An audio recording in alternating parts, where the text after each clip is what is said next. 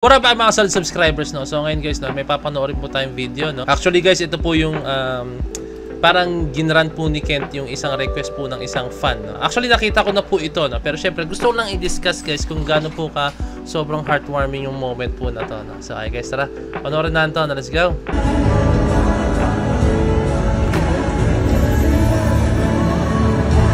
Yan, nabasa na ni Ken.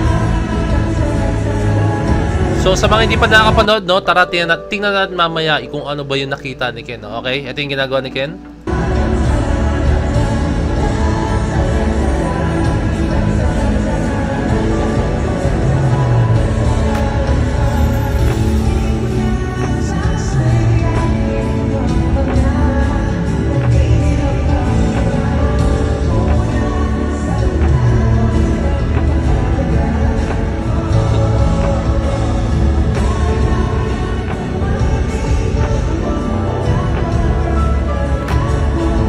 Pakikita nyo sa expression ni Ken, sobrang focus siya, no? Hindi siya yung to the point na okay, abot na, no? Hindi guys, talagang sobrang focus po talaga ni Ken.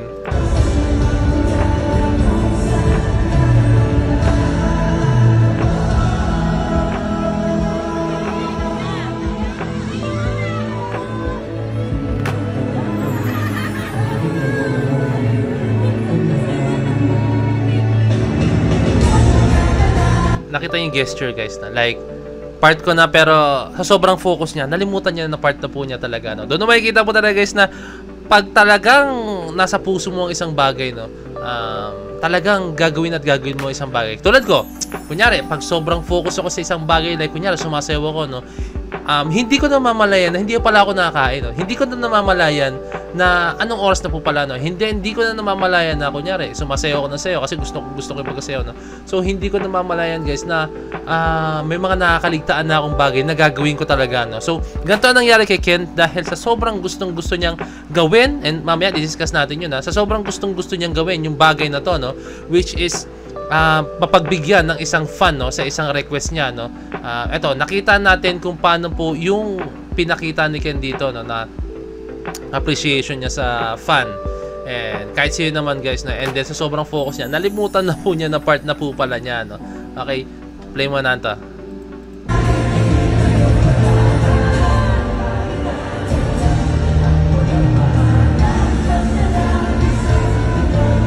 And inabot niya nang nakasmile po siya, no? Wow, grabe ka Ken, napakabuti mong tao ka. Okay, tingnan natin guys, no, itong part na, no.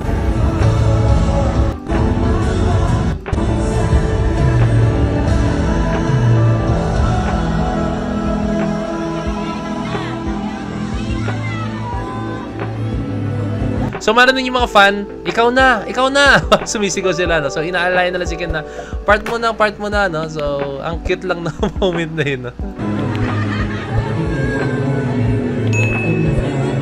Diba? Look at that gesture guys, no? Sobrang solid lang talaga, no? Ang galing, napakabuti talaga ni Ken, no?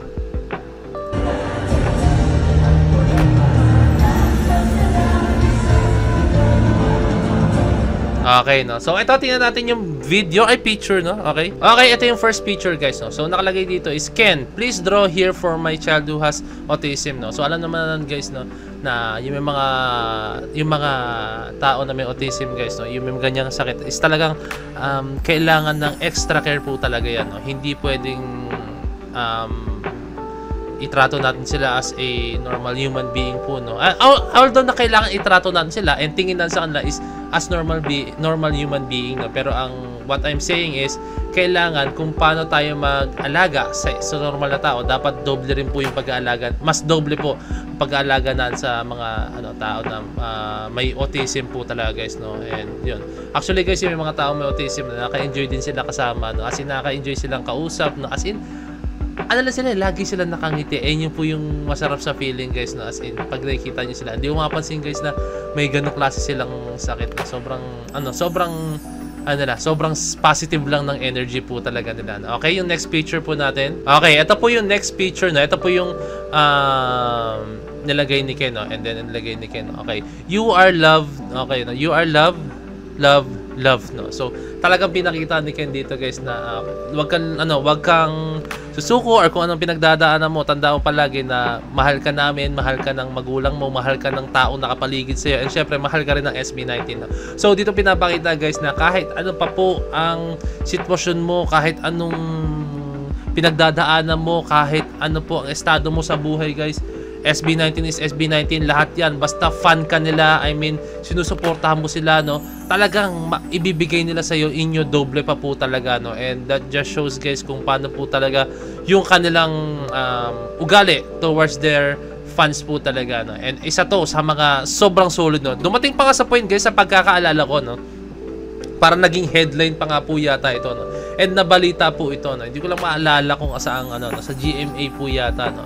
And doon na makikita po talaga guys, no? Na talagang yung mga ganong klaseng gestures, sobrang bihira mo makikita sa isang artist po yun, no? Na yung mismong part mo, nalimutan mo, yung mismong part na, alam mo, yung isa sa or for me, pinakamalaking event ng buhay nyo, which is sa Philippine Arena, itong simula at wakas guys, no? Concert nila rito, no? Alam mo yun, yung isang moment na yun na mapagbigyan mo ang isang fan, no? Pinagbigyan mo siya, no? Kahit alam mo na may risk, pero pinakita dito ni Ken na wala yung risk na yan or wala yung moment na yan kung ibibigay mo naman yung pagmamahal mo sa isang fan na talagang sumusuporta sa inyo ever since day one pa po talaga, no? So ayun, talagang pagdating sa mga ganitong klaseng bagay guys, no? Talagang they are giving back po talaga, no? So yun. Kaya ang sarap suportahan ng ating mahalima, no? Talagang binibigay nila 101% na suporta rin nila, no? Sa mga fans po talaga, no? So ayun, a very big shoutout po kay Ken, a very big shoutout sa 18, a very big shoutout sa mahalima, and a very big shoutout sa staff, sa crew, sa lahat po ng mga bumubuo sa SB19, at the same time sa lahat po ng mga tao talaga nakapaloob sa SB19, no? Sa management, dahil talagang naalagaan nyo and talagang nabigay nyo ng yung tamang suporta po para sa ating mahalima, no? Kasi guys, alam nyo, pag nasa isang lugar kayo, nasa isang environment kayo na sobrang toxic po talaga, no? Talagang maa-apply dyan and magre-reflect po yan sa ugali nyo, no? And may kita nyo naman sa SB19, napaka-caring and napakaganda na reflection po. Doon din nagre-reflect yun guys. Kung paano yung trato ng management or paano kaitrato ng nakapalibot sa'yo, is ganun din po ang magiging kalalabasan ng ugali mo yun, pagtrato mo sa ibang tao, no? So yun lang guys, I hope na enjoy nyo itong video to, no? So maraming salamat. So this is Point of View signing out. Peace! Bless you!